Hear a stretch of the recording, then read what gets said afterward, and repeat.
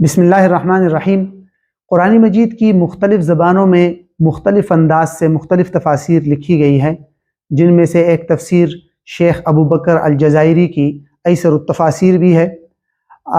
इमाम अबू बकर अल-जज़ायरी रहमहुल्लाह का पूरा नाम इमाम अबू बकर जाबिर बिन अब्दुल्लाह अल-जज़ायरी है और आप अल-जज़ायर में सन 1921 में पैदा हुए। फिर 12 साल की उम्र में आपने हिफ़्ज़ मुकम्मल किया, फिर उसके बाद दीगर उलूम हासिल किए।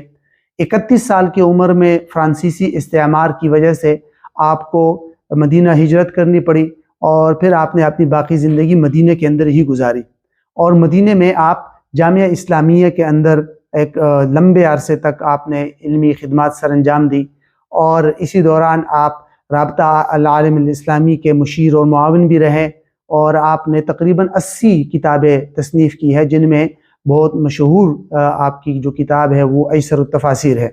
ये तफसीर अपने नाम से ज़ाहिर है, इंतहाई आसान फ़हम तफसीर है। अल्लामा साबूनी रहमतुल्लाह की सफ़वत तफ़ासीर की तरह ज़्यादा तफसीली भी नहीं है और ज़्यादा मुख्तसर भी नहीं है।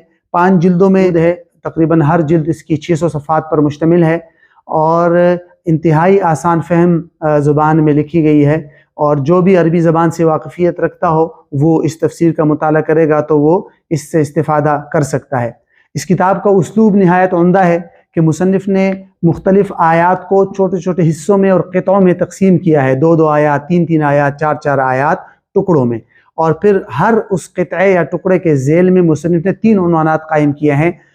एक उन्वान कायम किया है शरहुल कलिमात, जिसमें हर लफ्ज़ की मुख्तसरन लुग़वी और इस्तिलाही तफसीर बयान की गई है।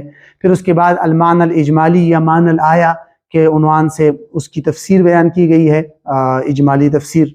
और आखिरी उन्वान जो है वो है हिदायतुल आयात के नाम से, जो बहुत ही अहम उन्वान है और उसके तहत मुफस्सिर ने उन आयात से हासिल शुदा असबाक, नसाइह, दुरूस और इबर जो है मुख्तलिफ निकात में करके बयान किए हैं, मुख्तसरन 1, 2, 3 करके।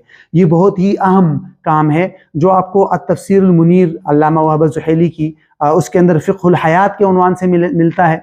और इसी तरह अल्लामा मौलाना असलम शेखपुरी रहमतुल्लाह ने उर्दू जो उनकी तफसीर है उर्दू की तस्हीहुल बयान, उसके अंदर भी दुरूस और इबर के उन्वान से इसको बयान किया है। और ज़्यादातर मुफस्सिर ने इस किताब के अंदर 4 तफासीर पर 4 मआखिज़ पर एतमाद किया है, तफसीर तबरी पर अल्लामा, और इसी तरह तफसीरुल जलालैन पर, तफसीरुल मराग़ी और तफसीरुल सादी। ये इंतहाई एक जामे तफसीर है और ख़ासकर मुब्तदीन के लिए या जो लोग आवाम में दर्स देना चाहते हैं उनके लिए बहुत अहम तफसीर है और इससे जो है अहले इल्म और तलबा इससे इस्तिफ़ादा कर सकते हैं और उनके लिए इंशाअल्लाह ये काफ़ी मुफीद तफसीर होगी।